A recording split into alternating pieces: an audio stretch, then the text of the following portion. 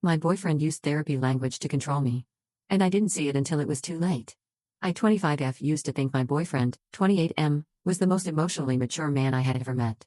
From the moment we started dating, he talked openly about communication, boundaries, healing, the importance of inner child work, and how everyone should speak from a place of vulnerability instead of reactivity. After leaving a messy relationship before him, I felt like I had finally found someone who got it. He never raised his voice, never seemed defensive, and always explained things in long, calm monologues that sounded like they were straight out of a therapy workbook. I mistook that for emotional safety. I didn't realize I was being slowly conditioned. It started so subtly. Anytime I mentioned something he did that bothered me, being late, forgetting plans, snapping at me when stressed, he would tilt his head and say something like, "I'm hearing a lot of projection right now," or "It sounds like your nervous system is dysregulated and you're assigning meaning to something neutral." Instead of addressing what he actually did, he would shift the focus to my internal wounds. I remember telling him once that it hurt when he dismissed my idea during a group conversation. He sighed and said, "I think your fear of not being valued is making you interpret my comments as rejection." I spent hours after that Googling attachment styles, convinced I was the broken one.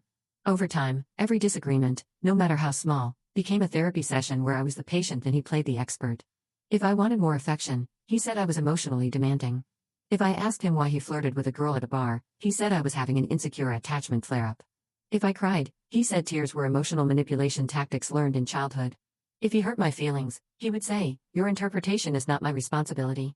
He used soothing tones and long explanations to sound rational while I felt more and more unsteady. I started apologizing constantly. I started journaling obsessively, trying to figure out which of my trauma responses were ruining our relationship.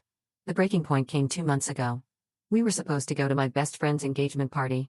He promised he would be there. The night of, he texted me last minute saying he was staying home because he felt energetically drained. I was upset, and honestly embarrassed, and I told him it hurt me that he didn't even try. His response was a 2-paragraph message about how my expectations were rooted in emotional codependency and that he refused to cater to unhealthy attachment cycles.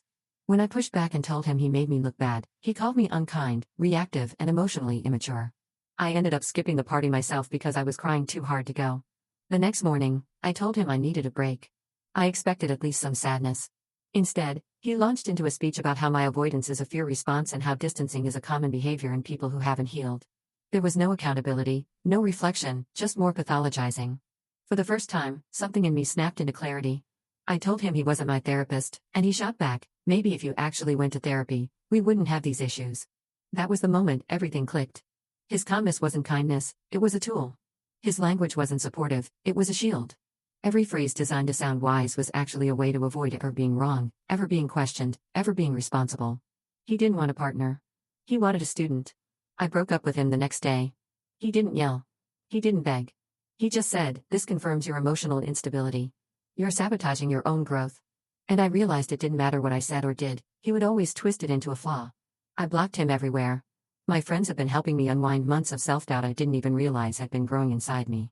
Now I'm left wondering how many of us mistake therapy language for actual emotional maturity, when sometimes, it's just another mask toxic people wear.